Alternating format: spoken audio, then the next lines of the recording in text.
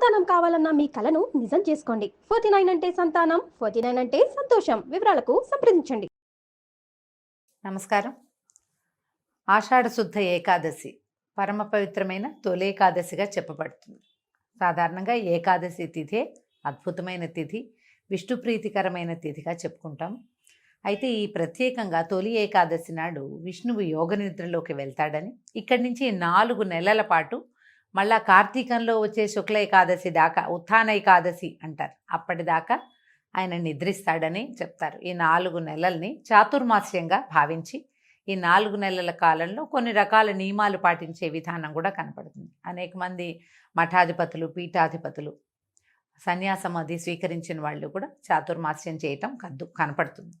సంసారులు కూడా, సాధారణమైన వాళ్ళు కూడా చాతుర్మాస్య దీక్ష, పెద్దవాళ్ళు దీక్ష తీసుకుంటారు. అది ఇక్కడి నుంచి మొదలు ప్రతి నెల ఒక్కొక్క వస్తువుని వ్యర్థ పదార్థంగా తీసి పక్కకు పెడతారు. వాళ్ళ పద్ధతి ప్రకారం చేసుకోవచ్చు. అయితే ఈ చాతుర్మాస్యంగా చెప్పబడే 4 నెలల కాలంలోనూ విష్ణుదేవుడు, మహావిష్ణువు పాతాళంలో ఉన్నటువంటి బలిచక్రవర్తి వద్దకి వెళ్తాడని ఇలాంటి ఒక కథనం కూడా కనిపిస్తుంది. మధ్యలో ఆయన పక్కకి తిరిగి పడుకుంటాడు. ఇప్పుడు యోగ నిద్రలో ఉన్న విష్ణువు పరివర్తన ఏకాదశిగా చెప్తారు. పక్కకి తిరిగిన ఏకాదశి కూడా ప్రత్యేకంగా. అయితే ఈ ఏకాదశిలో మొదటిగా తొలి ఏకాదశిగా చెప్పబడే ఈ ఏకాదశి రోజున పేలపిండిని విష్ణువుకి నివేదన చేస్తారు. పేలపిండి పంచిపెట్టచ్చు. చాలా విశేషమైన దానంగా పరిగణించబడుతుంది. ప్రసాదంగా ఇవ్వచ్చు, దానంగా ఇవ్వచ్చు. ఈ తొలి ఏకాదశి రోజున అన్నం పూర్తిగా నిషేధం, మాంసాహారం నిషేధమే. ఆ తర్వాత ఒకవేళ ఏదైనా అనారోగ్యంగా ఉండి ఆహారం విసర్జన చేయలేము, ఉపవాసం చేయలేని వాళ్ళు సాత్వికమైన ఆహారం ఏదైనా తీసుకోవచ్చు. ఉల్లి, వెల్లుల్లి అలాంటివి తీసుకోకూడదని చెప్తారు. అయితే ఏకాదశి సాధారణంగా మనం అందరూ ప్రతి ఏకాదశికి ఉండేటట్టుగానే ఈ తొలి ఏకాదశి నాడు కూడా ఆ రోజంతా ఉపవాసం ఉండటం, పగలు నిద్రించకూడదు, రోజంతా విష్ణునామస్మరణలో ఉండాలి. ఎక్కువగా నామపారాయణ చేసుకుంటే మంచిది. మళ్ళీ మర్నాడు ఉదయం ద్వాదశి సమయం దాటకుండానే పారణ చేయటం, ఎవరికైనా బ్రాహ్మణ భోజనం ఇవ్వటం, బ్రాహ్మణులకి భోజనం పెట్టడం, లేదా మోయిని ఇవ్వటం, పొత్తర్లు ఇస్తామంటారు, అలాంటిది ఏదైనా ఇవ్వచ్చు. ఇచ్చి తాము భోజనం చేస్తే తొలి ఏకాదశి వ్రతం పూర్తవుతుంది. ఈ తొలి ఏకాదశిని శయనేకాదశిగా కూడా చెప్తారు. విష్ణుమూర్తి నిద్రపోతారు కాబట్టి, ఇక్కడి నుంచి నిద్ర మొదలు కాబట్టి. అయితే ఇప్పటి నుంచే మనకి కొద్ది రోజులు, ఒక 10 రోజుల తర్వాత ఇంచుమించుగా దీనికి దగ్గరలోనే ఉత్తరాయణ కాలం వెళ్ళిపోయి దక్షిణాయనం మొదలవుతుంది. ఉపాసనా కాలంగా చెప్తారు. దేవతల నిద్రాకాలమని, ఇప్పుడు తప్పకుండా ఉపాసనలు పెంచాలని, పండగలు చాలా వస్తాయి చూడండి. ఈ తొలి ఏకాదశి తర్వాత క్రమంగా మనకేముంది, ఆషాఢం వెళ్ళిపోతే శ్రావణం వస్తే అన్ని పూజలు. భాద్రపదంలో 10 రోజులేమో మనం గణపతికి పూజ చేసుకుంటాం. పౌర్ణమి గడిచి గణపతిని పంపించంగానే పితృ అమావాస్యలు అవి వచ్చేస్తాయి, పితృపక్షాలు వస్తాయి, మహాలయ పక్షాలుగా చెప్పబడతాయి. పితృపక్షాలు చేస్తాం. పితృపక్షాలు భాద్రపదం వెళ్ళంగానే ఆశ్వీజ మాసం వస్తుంది. 10-12 రోజులు అమ్మవారిని సేవిస్తాం. 10 రోజులు అమ్మవారి సేవ అవుతుందా, మళ్ళీ ఒక 15 రోజులు గడిచేసరికి లక్ష్మీదేవిని పూజ చేసుకుంటాం దీపావళికి. దీపావళి వెళ్ళిన తెల్లవారి నుంచి మొదలు కార్తీక మాసం మహత్తరమైన ఉపాసనా మాసం. అది కార్తీక స్నానాలు అవి చేస్తాం. కార్తీకం అవి మార్గశిరం రాగానే ఒక వారం గడిచేసరికి ధనుర్మాసం ప్రారంభం అవుతుంది. మళ్ళీ విష్ణు పూజ మొదలు పెట్టుకుంటాము. ధనుర్మాసం పూర్తయి ధనుసయి మార్గశిరం అయిన తర్వాత పుష్యమాసం సగపడి పడేసరికల్లా మళ్ళీ మనకి ఉత్తరాయణ పుణ్యకాలం మళ్ళీ మొదలవుతుంది. ఈ దక్షిణాయనం అంతా కూడా దేవతల నిద్రాకాలంగా ఉండి, ఈ సమయంలో మనం ఉపాసనలు, స్నానాలు, పూజలు, హోమాలు, తీర్థయాత్రలు అలాంటివన్నీ చేయటం వల్ల ఏమవుతుంది, భూమికి బలం వస్తుంది, మనకి పుణ్యబలం పెరుగుతుంది, దేవతలు కూడా బలం పుంజుకుంటారట. తర్వాత వాళ్ళు మనకి వరాలు ఇచ్చే కాలం ఉత్తరాయణం తర్వాత దేవతలు అత్యంత ప్రసన్నులుగా ఉంటారని ఇలా చెప్పబడి ఈ కాలం అంతా కూడా మనకి ఉపాసనా సంబంధమైన పండుగలే కనపడతాయి.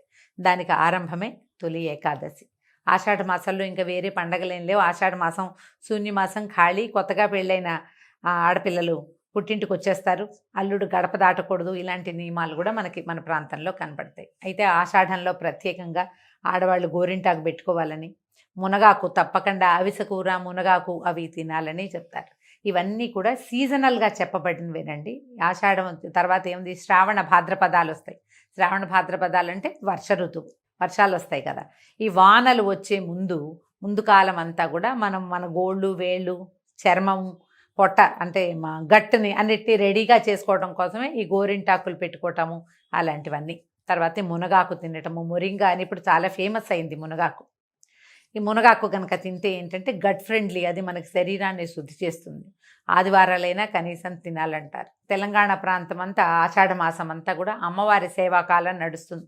విశేషంగా గ్రామదేవతల్ని అర్చిస్తారు, ఆమెకు బోనాలు సమర్పిస్తారు. ఆదివారం నాడు అసలు హైదరాబాద్లో అటు ఇటు నడవలేం మనం, రోడ్డు మీద చాలా రష్గా ఉంటుంది. అన్ని చోట్ల బోన సమర్పణే కనపడుతుంది. అన్ని దేవాలయాలు బిజీగానే ఉంటాయి.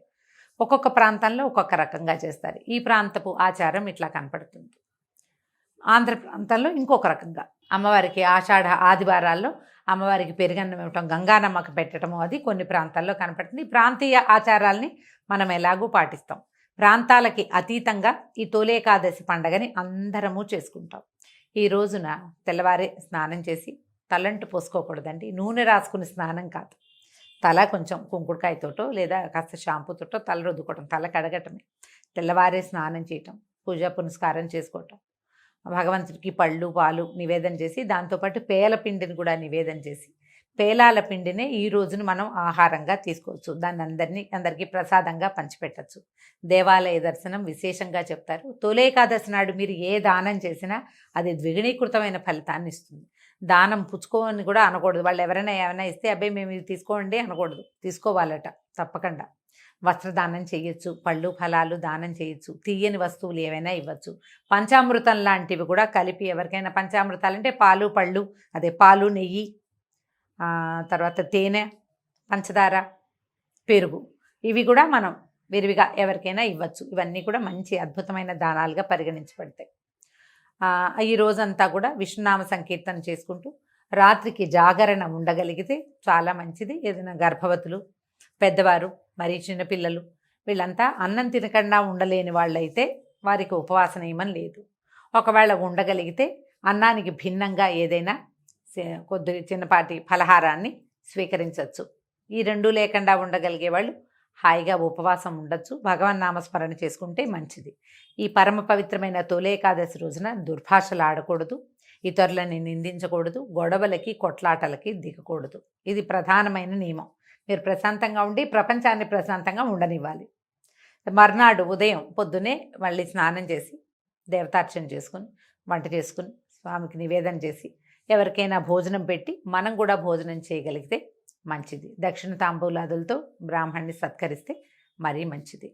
ఇది సంవత్సరానికి ఒకసారి వచ్చేదే. ఈ మనం మామూలుగా చెప్పుకునే ఏకాదశుల్లో ప్రత్యేకంగా ఈ ఒకరోజు ఉపవాసం ఉన్నా చాలు, 24 ఏకాదశులు వస్తాయి మనకి సంవత్సరానికి.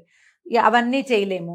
ఈ ప్రఖ్యాతమైన ప్రత్యేకత ఇది, స్వామివారు ఈ రోజున యోగ నిద్రలోకి వెళ్తాడు కాబట్టి ఈ రోజున అయినా సరే మనం ఉపవాసం చేయగలిగితే మంచిది. ఒకవేళ ఉపవాసం ఉండలేని వారు కనీసం మాంసాహారం తీసుకోకుండా అయినా ఉండగలిగితే మంచిది. భగవన్ నామస్మరణ చేసుకోండి, విశేషమైన ఫలితం లభిస్తుంది. అవకాశం ఉన్నవాళ్ళు ఈ పండుగని చక్కగా జరుపుకోవచ్చు. ఇవేటికి అవకాశం లేదు, ఏదో భోజనం చేసేస్తాం, దేవాలయ దర్శనం చేయొచ్చు కదా, కనీసం దేవాలయ దర్శనమైనా చేసుకోండి. విష్ణునామ సంకీర్తనతోటి ఈ తొలి ఏకాదశి పండుగని చక్కగా జరుపుకుందాం. నమస్కారం.